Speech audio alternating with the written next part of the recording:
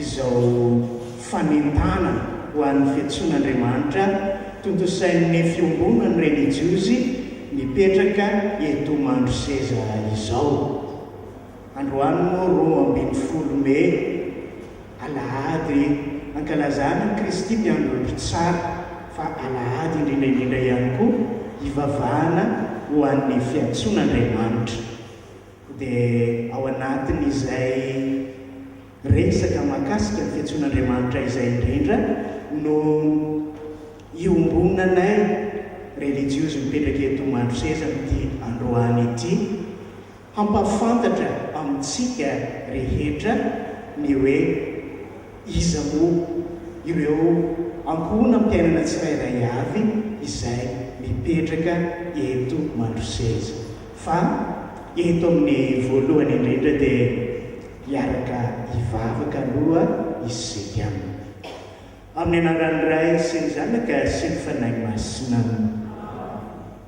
Re Tompo Andriamanitra rainay eo, tsy mitsahatra miantso anay olombelona ianao mba hizotra amin'ny fahamasinana. Maro ireo lalam-piainana izay ahafahana manatanteraka izany, fa izay reto dia nisafidy ny ho relijiosy, ho pretra. Izany indrindra mahatonga anay maniry ampahafantatra ny mombanay amin'ny mpiarabelona rehetra, ka mangataka aminao izahay omeo ny hery, omeo ny fahasoavana mba sady ho afaka mizotra araka ny sitraponao masina, no afaka manatanteraka izany ihany koa. Voninahitra ny ho an'ny Ray sy ny Zanaka sy ny Fanahy Masina. Voninahitra ny ho an'ny Ray sy ny Zanaka sy ny Fanahy Masina. Voninahitra ny ho an'ny Ray sy ny Zanaka sy ny Fanahy Masina. Amin'ny anaran'ny Ray sy ny Zanaka sy ny Fanahy Masina. Satria moa fiantson'Andriamanitra ny resaka dia eto ampangoana dia iarahanay rehetra ireto miredona aloha ira mahakasika ny fiantson'Andriamanitra anankiray, hanaraka anao aho re Tompo.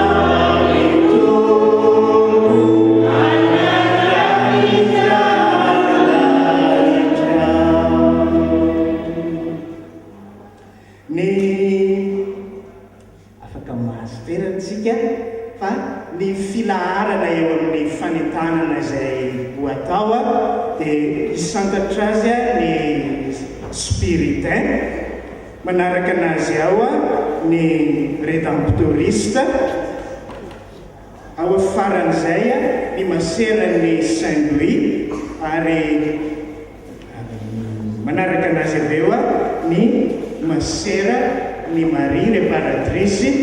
Ometsika ny zareo spiritain ary hampafantatra antsika hoe inona moa izany fikambanana spiritain izany, ahoana ny toe-panahy, toe-piainana iarahana amin'izy ireo.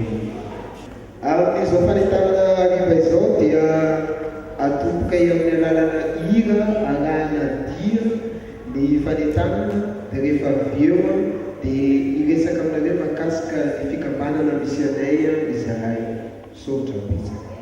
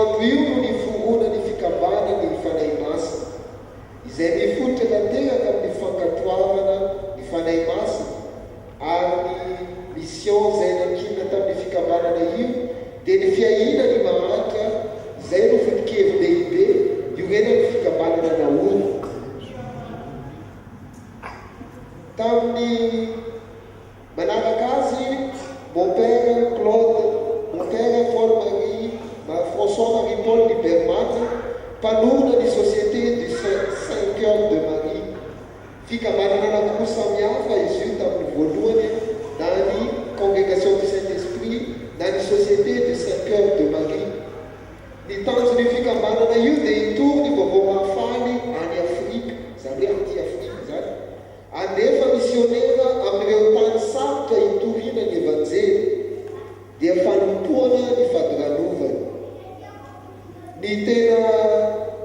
zava-dehibe ny spiritualité libermane dia ny filazany indrindrindrindra ary izay iainany spiritain ankehitriny mandraka ankehitriny raha misy ty anaraka ahy aoka izy andany tena tsy hitondra ny azo fijaliana ka anaraka ahy. Dieu c'est tout, l'homme n'est rien. Zany hoe ny manontolo Andriamanitra tsy mitsinona kosa ny olombelona. Ny taona 1925 ny 9 septembre no nisy no antsoina hoe fusion de la société avec la congrégation du Saint-Esprit. Io taona io nikambana ny fikambanany fanahy masina sy ny fikambanany 5 heures de Marie ka natonga ny fikambanana hitantsika ankehitriny izay antsoina hoe spiritain. Hitarigetra ny fikambanana sy miteny manentana azy dia ny hoe fo iray fanahy iray corps nous et animaux. Ireo zavatra telo iainan'ny fikambanana sy manomona azy. La mission vers les plus pauvres, izany hoe ny fanatanterahana ny mission amin'ny fady ranovana indrindra. Ny spiritain no anisany miexigera na antsoina hoe la vie fraternelle dans la communauté. Zany hoe fiainam-piarahina ao anatin'ny ankohonam-piainana ary anisany hoe zava-dehibe amin'ny fiainanay ny fiainam-piarahina ao anatiny ankohonam-piainana. Dia magnenjozony fikambanana dia misy ny fivavaka sy ny famakina ny tenin'Andriamanitra. Ny spiritain dia fikambanana renjozony lahy fa tsy vavy lehilahy daholo izy ireo dia missionnaire frère sy prêtre. Zany hoe misy karazany roa, misy frère misy prêtre fa tovy daholo amina hoe samy spiritain. Anisany mission lehibe fikambanana ihany koa ny hoe aller là où l'église trouve difficilement des ouvriers, amin'ny toerana sarotra indrindra, amin'ilay toerana vitsy ny mpiandry ondry any no toerana andehanany fikambanana. Ka ny olona nao spiritain dia olona vonona lalalava andeha hifanehatra amina kolotsaina hafa amin'ny kolotsaina izay iainana ary zay antsoina hoe aventurier de l'Esprit Saint.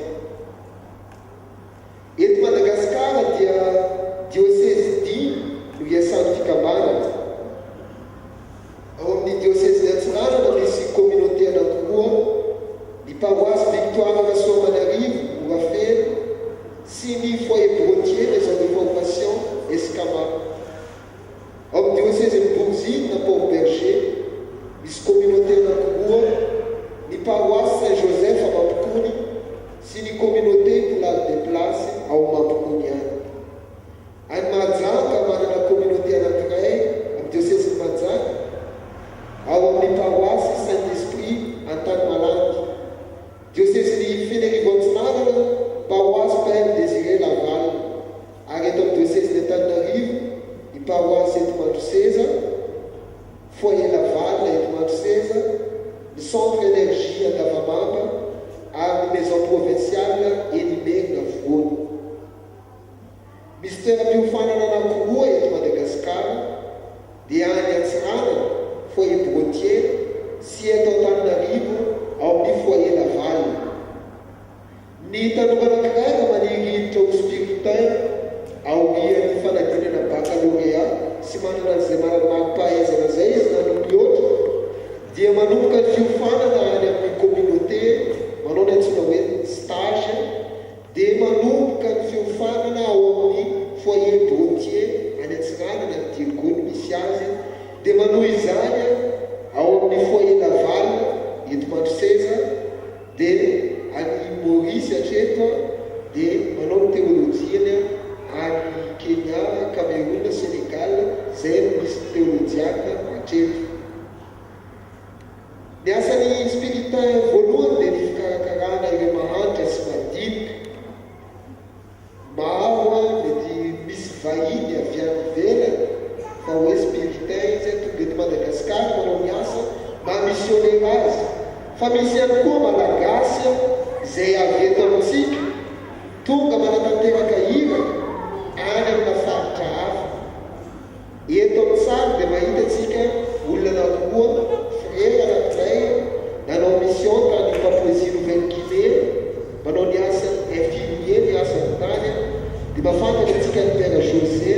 izay manao mission any Pakistan, izay hita fa tsy maintsy mifanaraka amin'le kolotsaina misy amin'ny tany ny fomba fiainana entina. Any anankiray moa Père Alice azontsika atao ohatra any Papouasie Nouvelle-Guinée, zao no ataoko hoe mission andehanany spiritaire any amin'izany toerana zany, tsy hay hoe miliohan'ny olona rehefa zany fitafinany dia anao miezaka mampifanaraka ny fiainanao amin'izay kolotsaina izay misy ao anatin'ny firenena anankiray izay. Ity teny ity no amaranany anjaranay hoe raha dika amin'ny teny malagasy malalaka tiano lazaina dia mitsotra hoe ny hoe spiritain dia fanompona tsy misy fetra ny amponam-piainana mifonotra tanteraka amin'ny finalahina. Ilay amponam-piainana izay nanirano lehibe ny tsirairay, izany dia ao anatin'ny firotsahana tanteraka amin'ny fiainana mamisionera izay efa nakatoavy ny tsirairay tamin'ny alalany fanaovana ny voaly zany, izay mitodika tanteraka amin'ireo mahantra, izay ny mahantra no fisehoany maha izy azy an'Andriamanitra. Manaraka Kristy amin'ny fomba izay nanarany ireo mpanomina ny fikambanana azy, izany hoe François Liberman sy Claude Poulain de Place. Iraina ny spiritain andeha hitory sy hijoro vavoloben'ny Kristy amin'ireo fadiranova, ireo olona tsy misy mpahatsiaro ao anatin'ny fiarahamonina misy antsika ankehitriny. Amin'ny alalan'ny fiainana ao anatin'ny amponam-piainana no hijoroan'ny spiritain ho vavoloben'ny Kristy. Raha ilay mpanoratra no milaza dia hoe mino mavomavo kokoa fa ny hoe spiritain dia mifototra amin'ny fahalalana malalaka hiahy ireo rahalahy sy anabavy ao amin'ny Kristy mba hisehoany sy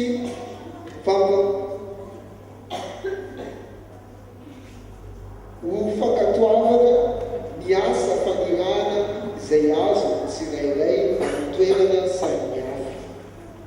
Dia raha ohatra ka misy tanora manam-paniniana hiditra ny fikambanana spiritain, dia izay no makasikasika ny fikambanana dia misokatra danadana ny varavara ary afaka mandray anareo sady manana tompontsoa isika fa tantanany spiritain ity paroasy ity. Misaotra tompoko.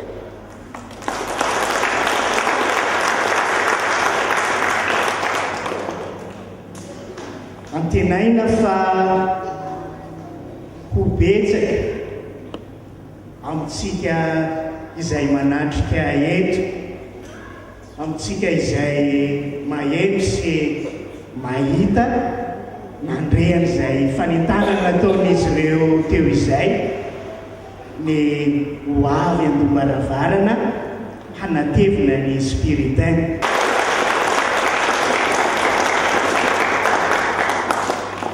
Raisitsika amin'ny tehaka ihany koa ny redemptoriste.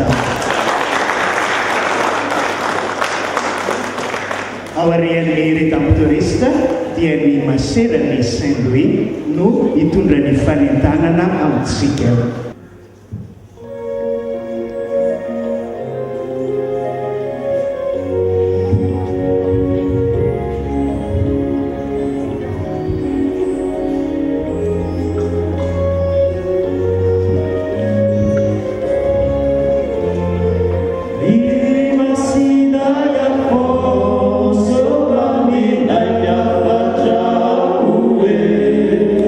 Ande anda tu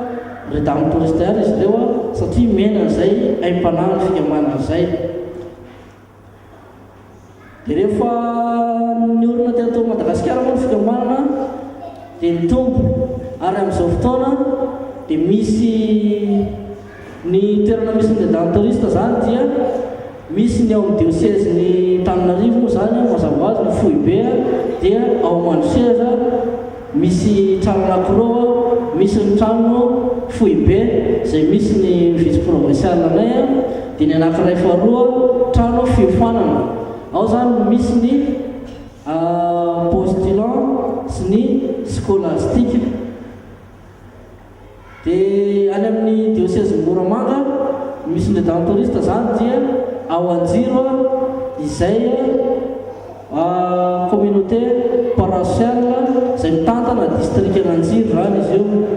Dia ao amin'ny diocèse Moramanga ihany koa misy ny trano fanabeazana izay any Andranikobaka. Andranikobaka io moa dia tsy lavitra ny Moramanga. Ny any Andranikobaka indray zany dia trano fiofanana. Any no misy ny aspiranta, prépostulanta ary ny noviciat. Ireo zany no trano fiofanana any Andranikobaka. Dia misy ny redemptoriste koa any amin'ny diocèse ny Ambatondrazaka izay misy ny Andilamena izay mitantana district. Dia orin'izay dia any avarabaran-trany any amin'ny diocèse Natsirana misy communauté anankiroa any izay samy mitantana district izy ireo, dia ny ao Vohimara sy ny any Ambanefena. Ny any Atsimo indray misy ny any amin'ny diocèse ny Farafangana any Vondroso. Izy io dia communauté mitantana ny district ny Vondroso Karianga. Dia ny any Larenao moa misy fa mitambatra amin'ny aty Madagasikara ihany fa misy communauté iray ihany. Dia araka ny voalaza teo moa zany toerana misy ny redemptoriste dia misy miasa amin'ny paroisse, miasa amin'ny district, fa misy kosa ny trano fiofanana. Dia ny ao amin'ny trano fiofanana moa izay mandeha maratongana dia ho antsika ihany koa izay manam-paniriana ny hiditra ho redemptoriste dia ny dingam-piofanana zany dia toy izao. Ny ao amin'ny redemptoriste zany dia mandray sokajin'olona anankiroa.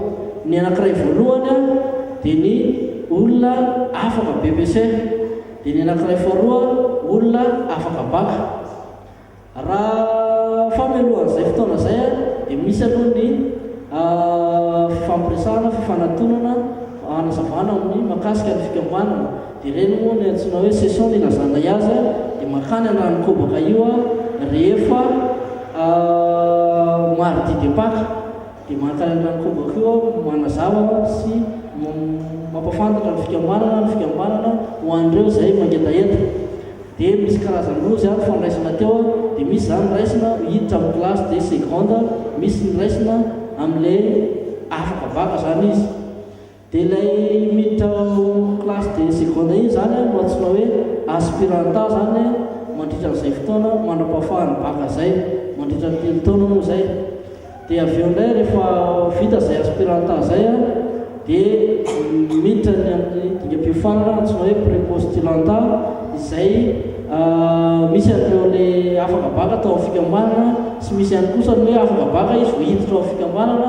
Dia ao zany no andraisana azy antsoina hoe prépostulanta. Izy io moa dia mandritra ny taona iray. Dia rehefa mahavita an'izay taona iray izay dia mandeha makatra aty Antananarivo manao ny antsoina hoe postulant. Ny postulant iray dia maharitra 3 taona. Izy io moa arakaraka ny mandritra n'izay postulant 3 taona zay dia misy ny mianatra zany ireo tanora ireo arakaraka ny zavatra ataony. Misy ny arakaraka ny eritreretiny atao zany, ohatra hoe ny anao pretra dia manao théologie, manao philosophie, ny anao hijanona frère dia mety manao zavatra hafa. Dia rehefa mahavita an'izay 3 taona zay dia miditra amin'ny dingam-piofanana manaraka dia ny antsoina hoe noviciat. Ny noviciat iray moa dia any Andranikobaka ny anaovana azy mandritra ny taona iray. Dia rehefa mamarana an'izay moa dia manao ny voady maha-religiosy. Dia rehefa vita izay voady izay dia miverina eto Antananarivo indray ato Mandriseza manao ny dingam-piofanana manaraka dia ny antsoina hoe scolastica. Izy io zany dia reo fa nanao voady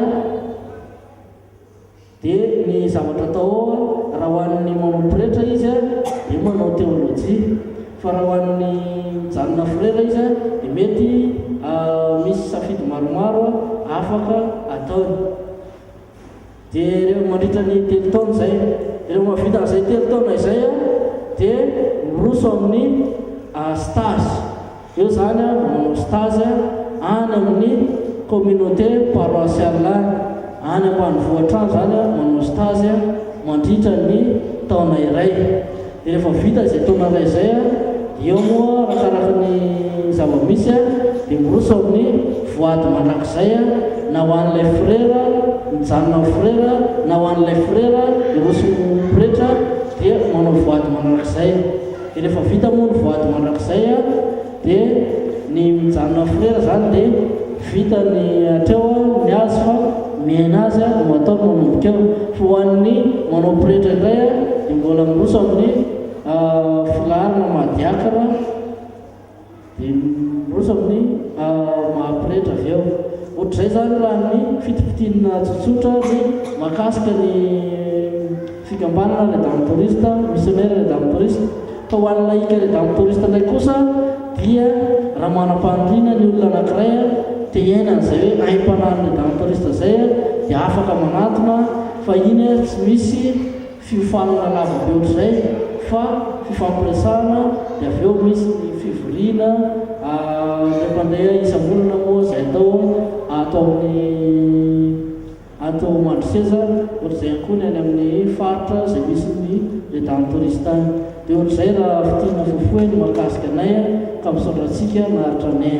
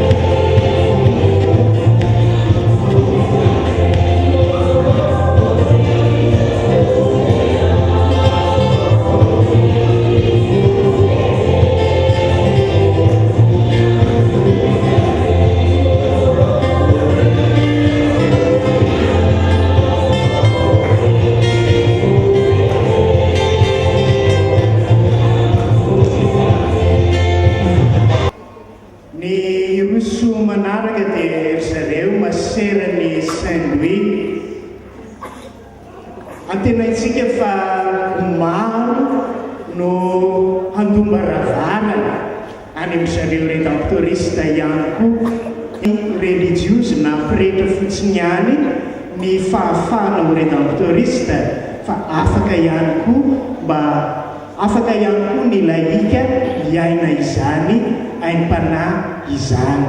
Dia tongava mandona any amin'izy ireo mandoa barabarana any amin'izy ireo fa afaka mandray antsika ny tompona andraikitra isan-tsokajiny ao. Sy tsika tiaka mafy be ho any zareo le dame touriste dia tiaka mafy be ihany koa andraisantsika ny maserany Saint-Louis. Aorianan'izy ireo dia ny maserany Marie réparatrice no androso.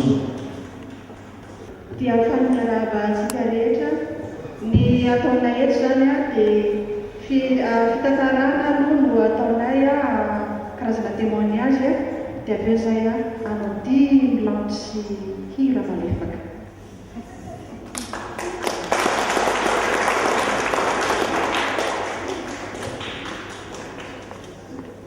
Fitantarana tsotsotra ny fikambananay masera ny Charité de Saint-Louis. Ny mpanorona ny fikambananay moa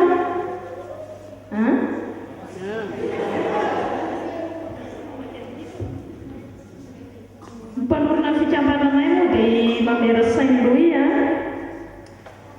dia avy hatrany dia ho tenenina ny antony nanorenany ny fikambanana ny Charité de Saint-Louis dia vokatry ny révolution français dia betsaka ny zavatra rava maro ny olona maty dia teo koa ireo zaza sy tanora renireny tsy misy fiady eo amin'ny seranatsambo ny vanina tany frantsa io no niantsonina ray am-panany atao hoe monseigneur de Pensemoise hikarakara azy ireo. Dia io moa ilay seranatsambo ny vanina antsoatran'io tamin'izany révolutionna frantsa izany fa betsaka zany tanora no renireny teo dia satria matin'ny révolutionna frantsay ny ray aman-drenin'izy ireo dia nivary tena teo amin'ny seranatsambo io. Dia any vanina io 500 kilometatra miala ao a Paris. Dia niorina ny fikamanana tamin'ny 5 Mey 3 tao vanina Frantsa akaiky an'io port-ny vanina io. Fanatsangana olo-tsambatra ihany koa i Maire Saint-Louis izay mpanorina ny fikambananay tamin'ny 7 Mey 2012 tany vanina Frantsa.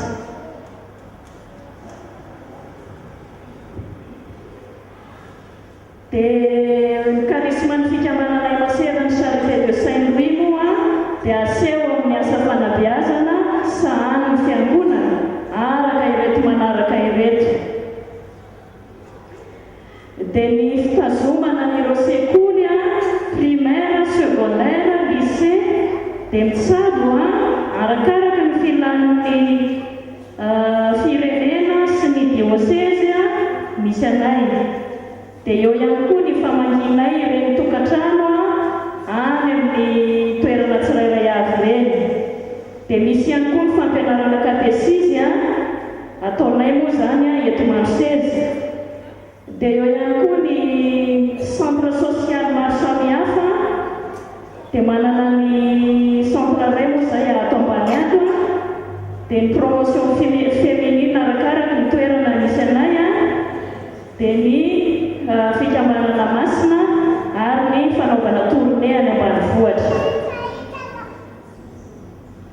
Raha amin'ny asa tsekoly dia tena atrehanay tokoa zany eto Marsese. Io moa ny lycée vaovao izay vao notokanana tamin'ny 3 Mey 2010 sy 2010.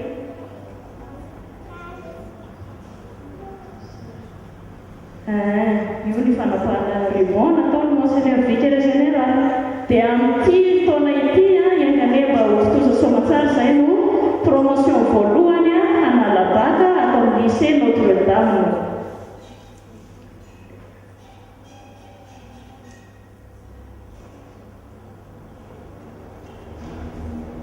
Dia sady nankalaza fety sekoly moa tamin'izay herinandro lasa izay.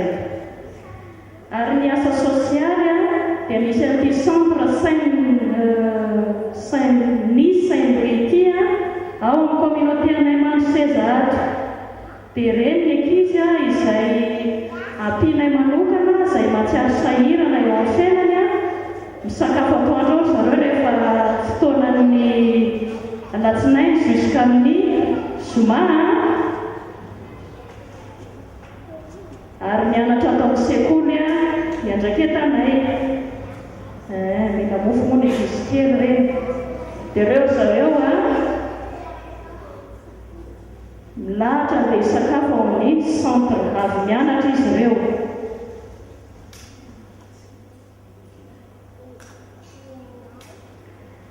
Dia ny fiarahaminanay indray na ny hoe vie communautaire araka ny tenen'ny frère teo moa tamin'ny fanentanan'ny frère spiritain hoe vie communautaire. Izay tsy maintsy adidinay voalohany atao amin'ny fiainana maha-religiosy manamafy ny fiara miaina. Dia ankafaliana tokoa ny tena mba himbonana ary miezaka isan'andro. Dia voalohany raha amin'izany ny fiainana mivavaka. Ao aloha ny amasilanay ny andronay anomboanay ny fiainana andavanandro dia mivavaka ary fananana mivavaka alohan'ny atory. Dia manao ny fandaniana ny tenin'Andriamanitra isan'andro. Eo ihany koa ny manao ny vavaka ny fiangonana isan'andro.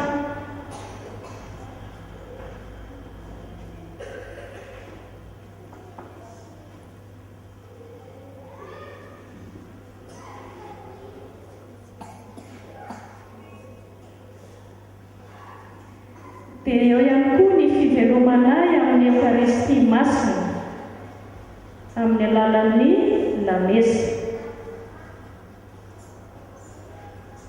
Fa miezaka ihany koa izahay ny maneho fifankatiavana ao amin'ny araka ny voalaza teo vie communautaire.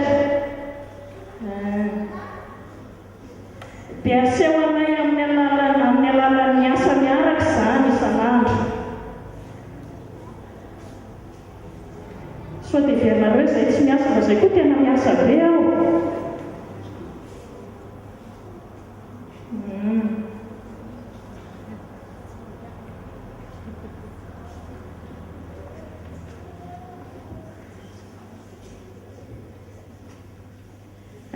Dia aseho anay ihany koa izany fiaraha-miaina izay amin'ny alalan'ny fialamboly sy ny sisa mba mitsangatsangana koa izay indraindray. Dia mitoto mandihy.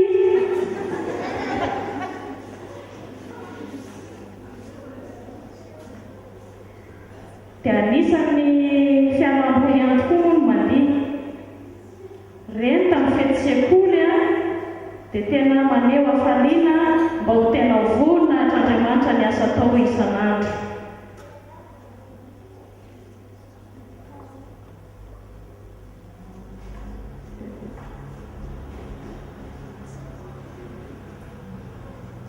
Fa eo ihany koa ny fiarahanay mifaly amin'ireo mpiara-miasanay, ohatra ny any an-tsekoly sy ny any amin'ny katesisy koa indraindray.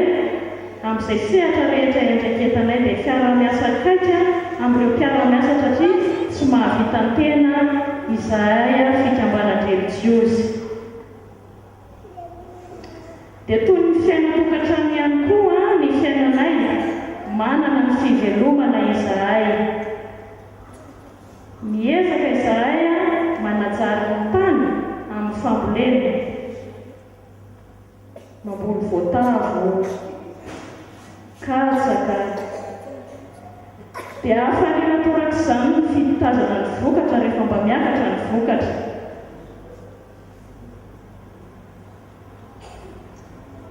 Misy fambolena be lehibe ao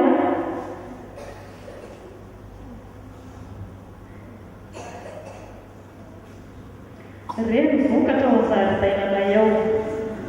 Dia tena matsiro mihitsy ny finanana azy rehefa mba miakatra ny vokatra dia hafaliana ny fiarahanay ao.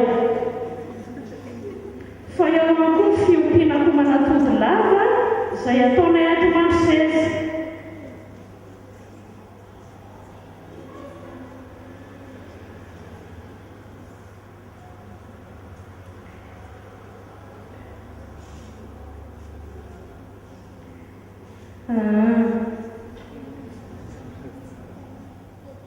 Dia mora moa ny atody eo aminay sady mitady client ihany izay ao rahatrehandreny.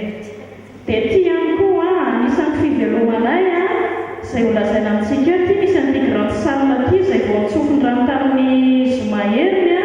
Dia io koa ampanofainay io. Tsara izy io mahazaka olona maromaro ihany. Dia efa atao amintsika ny annonce izay. Ao amin'ny resaka fiofanana azy, ny fiofanana maha-religiozy dia misy ny efa fikambanana anankiroa moa teo aloha ny tantaran'ny aspiranta, pré-novisia, novisia sy ny sisa. Dia torak'izany ihany koa fikambanana religiozy vavy. Misy ny aspirante ny anay moa ny aspirante dia manao stage afaka baka no raisina dia any amin'ny communauté tsirairay avy any izy. Dia vita izay dia miakatra ao amin'ny pré-novisia any am-boaloboka fianaratsoa ary eo ihany koa ny novisia any am-boaloboka fianaratsoa. Mifanakaiky eo izany ny pré-novice sy ny novisia. Dia vita moa ny fifanana maha-novisia dia miditra amin'ny voady voalohany. Dia manao ny maha-junioriste mandritra ny 7 taona latsaka izany ary miroso amin'ny voady mandrakizay.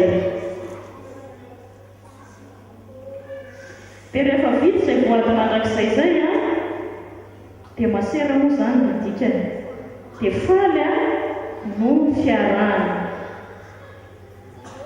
Dia ankasitrahana antsika rehetra ka manentana antsika tanora rehetra natevin-darana ao amin'ny Sœur de la Charité de Saint-Louis izany. Dia misaotra antsika rehetra fa izay ny fikambananay. Dia tsy adino izany aho fa izay kosa mandray laïque Charité de Saint-Louis, laïque lehilahy, laïque vehivavy, kely ka hatramin'ny lehibe indrindra. Dia afaka mandroso aho dia miaina izay toe-panahy mpanorona fikambanana izay mitsangana raha vavy ana lehibe malefaka.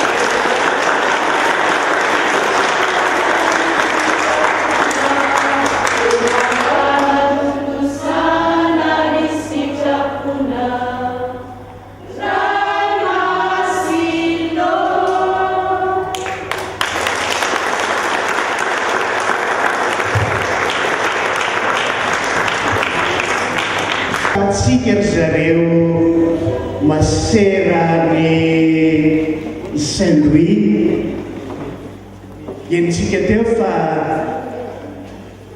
ny fiainantsika andavanandro mihitsy no hidiran'izy ireo mba ho ampanatonona kokoa an'Andriamanitra dia salasala manatona fa afaka miara-miasa amintsika rehetra izy ireo amin'izany fampandrosoana ny fiarahamonina izany, indrindraindrindra tsy ho an'ny religiosiana no hijoroan'ny fikambanan'izy ireo fa misy ihany koa fikambanana ho an'ny laïque dia tongava mandondona ao amin'izy ireo ataontsika tehaka mafy be ho azy ireo.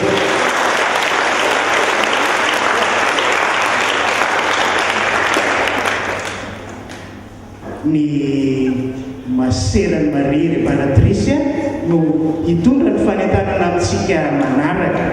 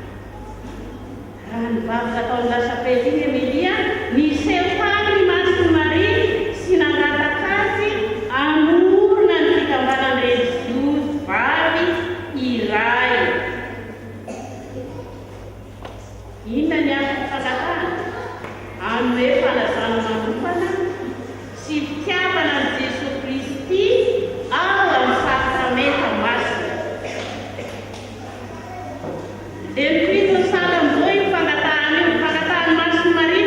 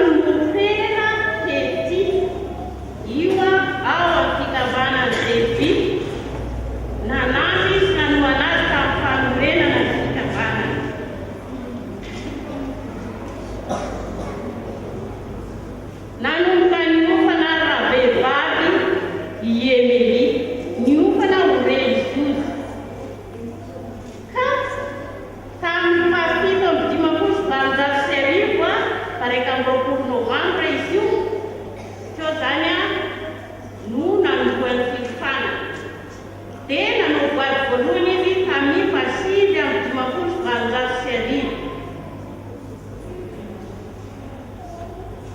Nalaky tena laky izy zany a, satria manana ny fanampy. Inona marina nefa ny tenen'ny fikambanan'ilay Parakristy iny izy voalohany. Ny tena izy voalohany zany dia ity hoe manolotra miaraka amin'ny Masiny Maria, miara-mitanao amin'ny Maria ny famirafon'Andriamanitra ho an'ny olombelona rehetra diso lalana. Sady manolotra ny tenany ho ny sy ny hadisoany sy ho an'ny olombelona rehetra miaraka amin'ny Kristy, manao ny sorona ny tenany sy izay sorona tonga no laovany. Zay zany ilay olona miambozoroan'ilay Parakristy tanan'ireny zany misy.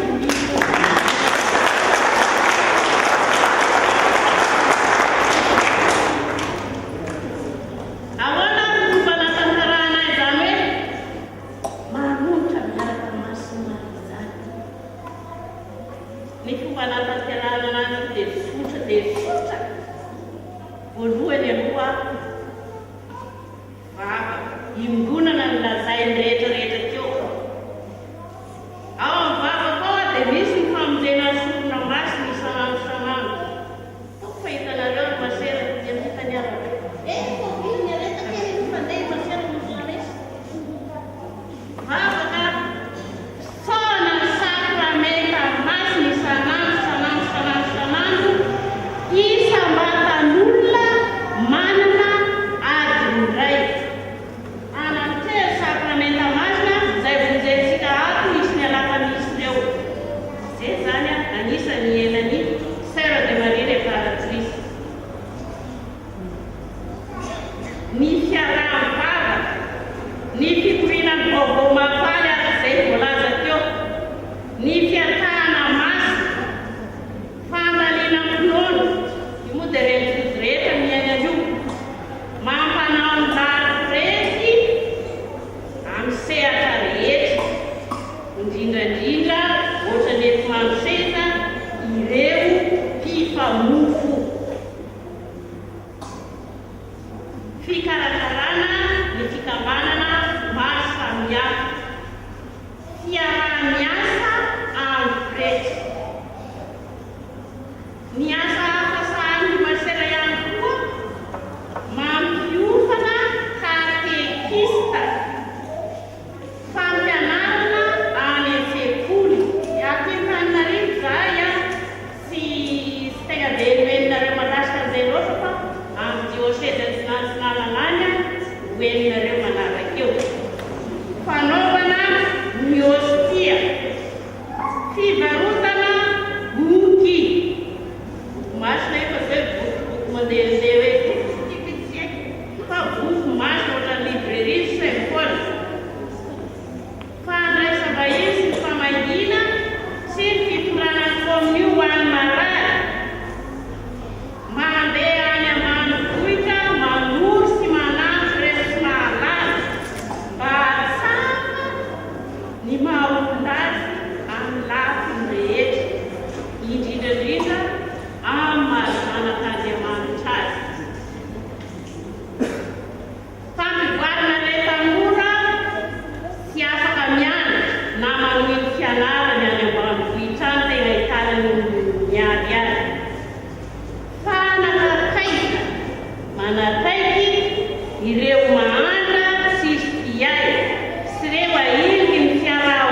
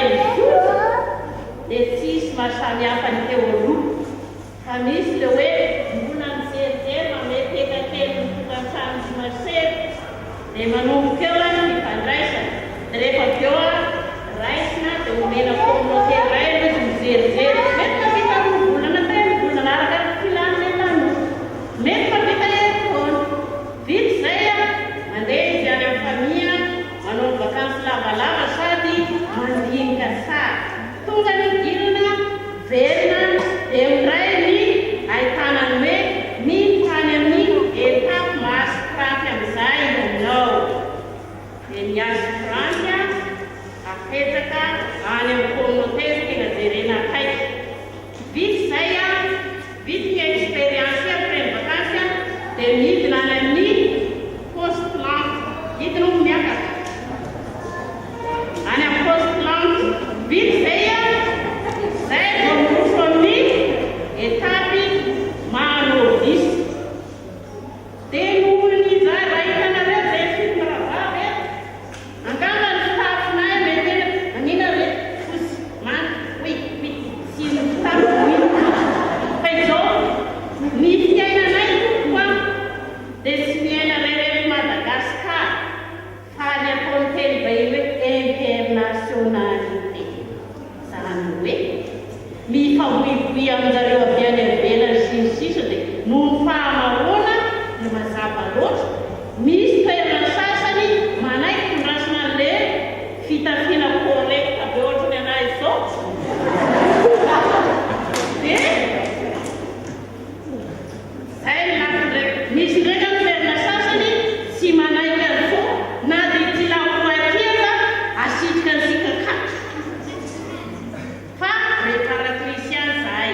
Dia misy ndraiky toerana sasany ity ndraiky tsy zaka ny tondranyity ohatra hoe any amin'ny France sy sisa reny tsy zaka zareo tondro raiky fa eto Madagasikara kosa tia dia mbola manana ny asiny sy ny toerany ary hitanareo rehevizy rehetrarehetra mbola manao daholo. Farafanana mahita masera malagasy tsy manao vary nao zany dia misy safidy ihany koa eo ampetrehana ny vary. Anao vary ianao sa tsy anao dia hatravolao fa tsy hoe ataoko tiany ihany avela mare sy zay ny anay rehefa safidy dia safidy ka nytiako amin'ity teny ty amin'ny teny farafaraneto ny olon-drehetra tsy ankaraka dia afaka miaina malalaka ny fanomezana fahasoavana ny fanorona ny asa fanomezana satria misy sambana natokana ho an'ny laika te hiaina ny asa fanomezana ka misokatra ho antsika rehetra ny varavara sera de marie réparatrice na anao renifosy tahaka izao mba ianao anao fiainana mahalika mahalahita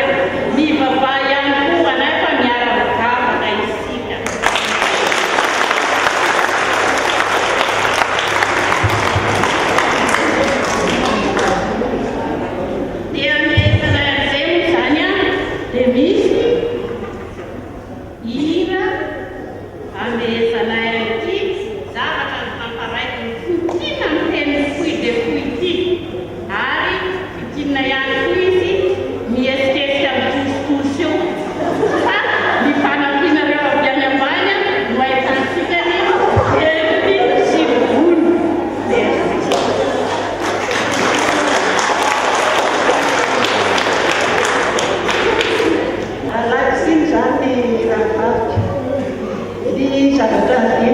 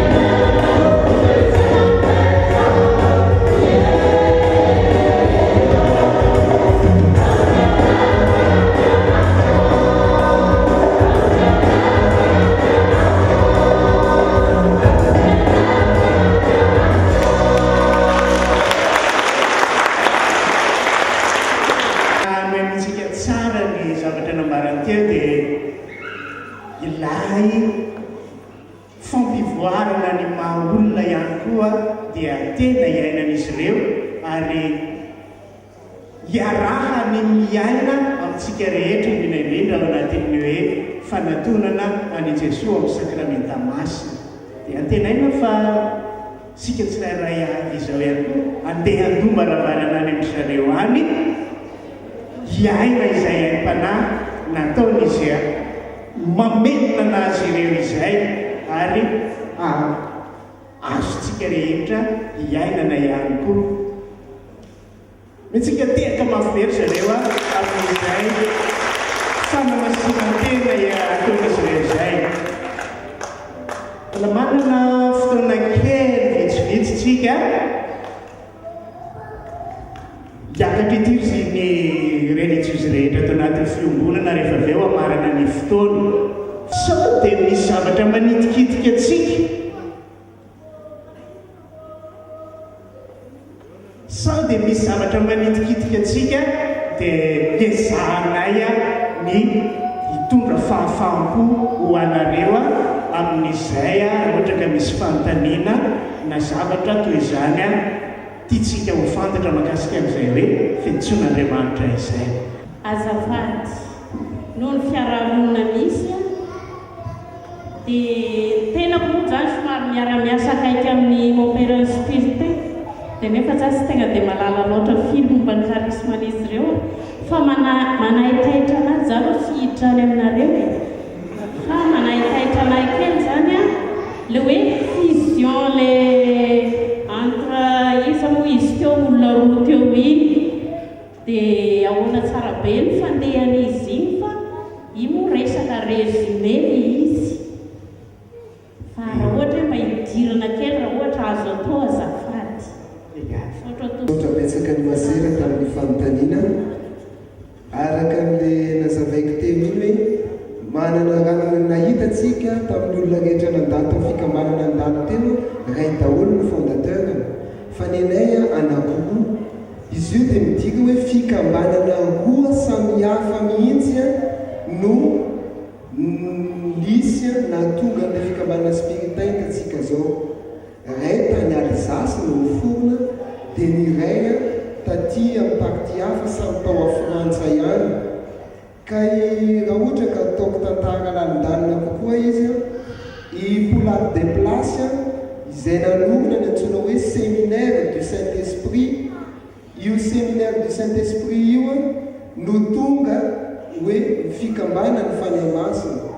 Tamin'izany andro zany dia niasa nataon'ny Poulard de Place dia nanambola ny antsoina hoe les pauvres écoliers. Zany hoe ny olona nahantra sy fadiranovana teo dia nangoniny daholo. Dia rehefa nangoniny reny dia nakano sakafo tany amin'ny jésuite.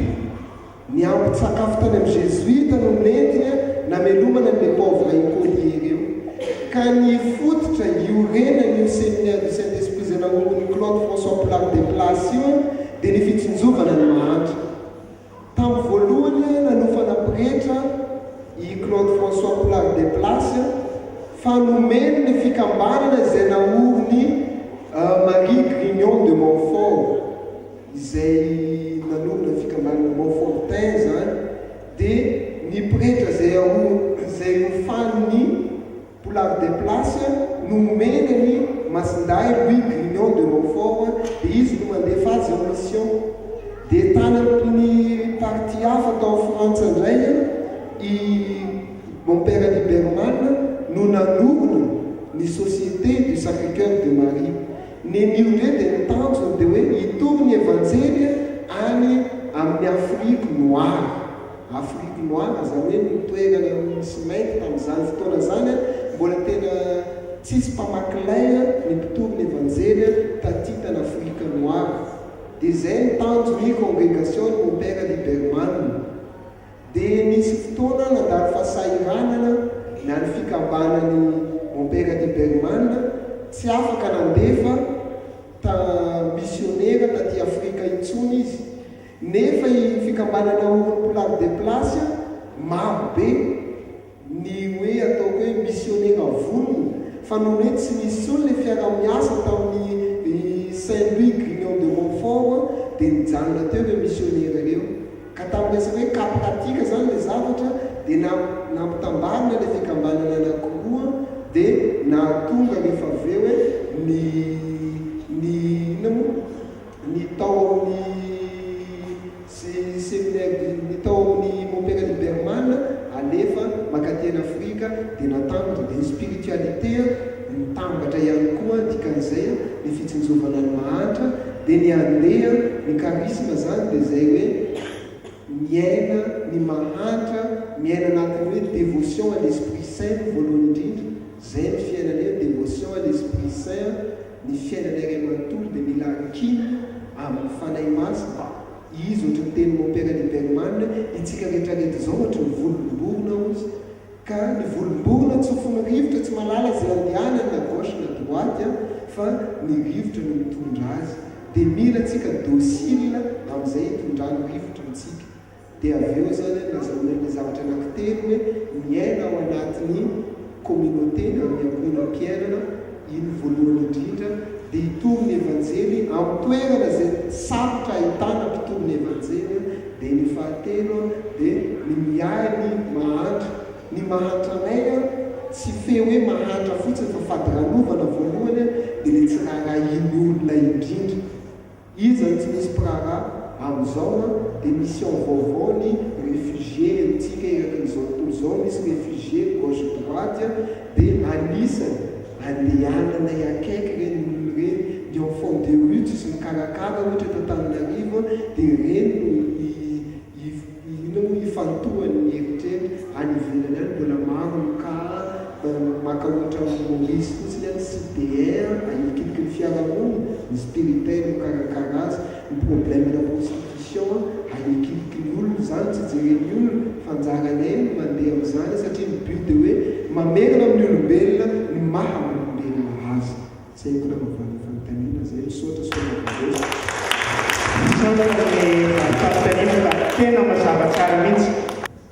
azafady ny fanontaniana tiako apetraka aminareo rehetra sy dia nandalo teto dia raha tia andombaravana many aminareo zany ny tanora dia aiza ny lalana tokony alehany misaotra misy zavatra voalohany indrindra tokony hifantatritsika tsirairay avy dia hoe ny fanatonana fikambanany religiozy anankiray dia manomboka eo amin'ny fanolokolona eo anivon'ny paroasy izay misy azy dikan'izay aza misalasala mihitsy manatona ny tompona ndraikitra eo izay paroasy misy anareo satria izy no voalohany indrindra tompona ndraikitra amin'ny fampivoarana ny fiainanareo indrindra fiainana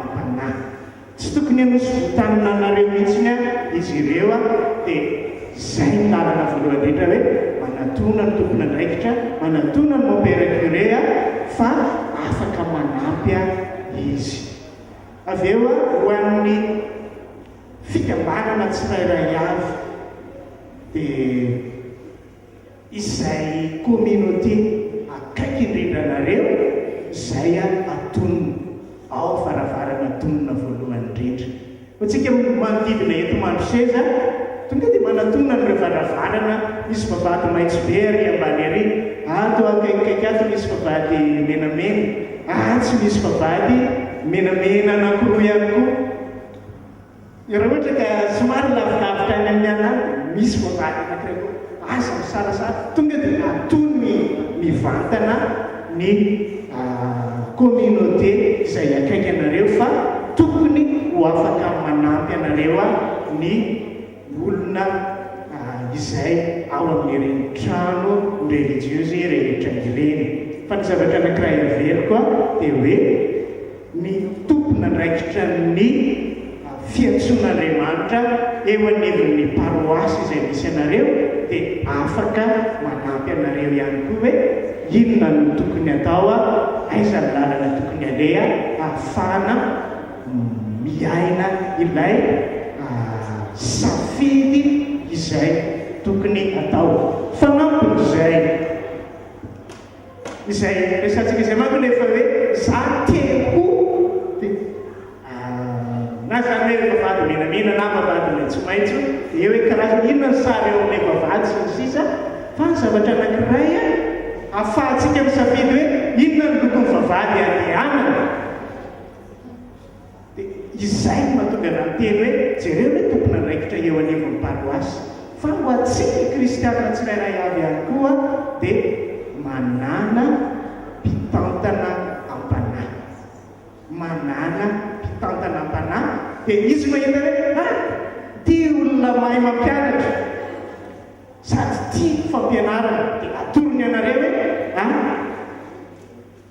ry zareny ohatrohatran'izao ny kanjony reo tena amin'ny mampianatra mihitsy dia ao anatin'izay fitantanana izay ahafahantsika mamantatra kokoa hoe aiza ny fikambanana midonina varavarana dia torohevitra zany zay isika tsirairay avy manana an'izay mpitantana am-panahy zay hanampy antsika kokoa isafidy izay lalam-piainana tiantsika izorana zany hoe afenina tsara mihitsy alika mba ahafahantsika rehetra ho avy mandona varavarana any aminay any dia tsy ny religiosy na opretra ihany mandona antsika varavarana any amin'ny fikambanana religiosy rehetra ireo fa araka voalazantsika teo misy fiainana im-panahy miaraka amin'ny laika ihany koa ao amaranantsika ny fotoana dia androsaka ety aloha avokoa ireo religiosy sy pretra rehetra mipetraka eto amin'ny eto mandro sezy dia anao hira anankiray izay dia eo am-pamaranana angapahantsika mombera curea anome tsodrano ho antsika rehetra zava-dehibe tokoa ty androandroany ty nahafahanay nahafahantsika nanatanteraka izao fampahafantarana ny fikambanana izao ka eto amin'ireo mpiara-miasa aminao zany fankasitrahana izany mankasitraka indray mitahina Andriamanitra amin'izay rehetra atao toy izany ihany koa ho antsika rehetra tsy ankanaka ankasitrahana eram-po eran-tsaina isika dia izy Andriamanitra ray le fitiavana hoe ameno ny foa mampanaitsika ahafahantsika miroso lalindalina kokoa ao anatin'ilay falavorarena ao anatin'ny fahamasinana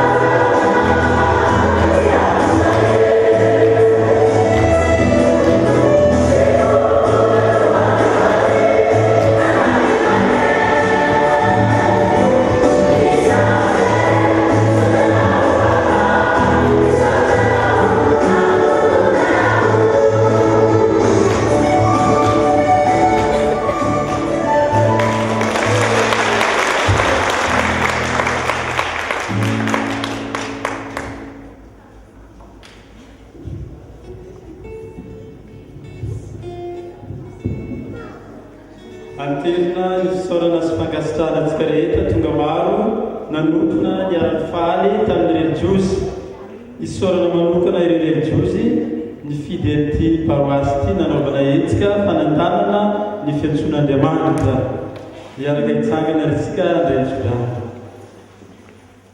ombantsika mianakavy any Tompo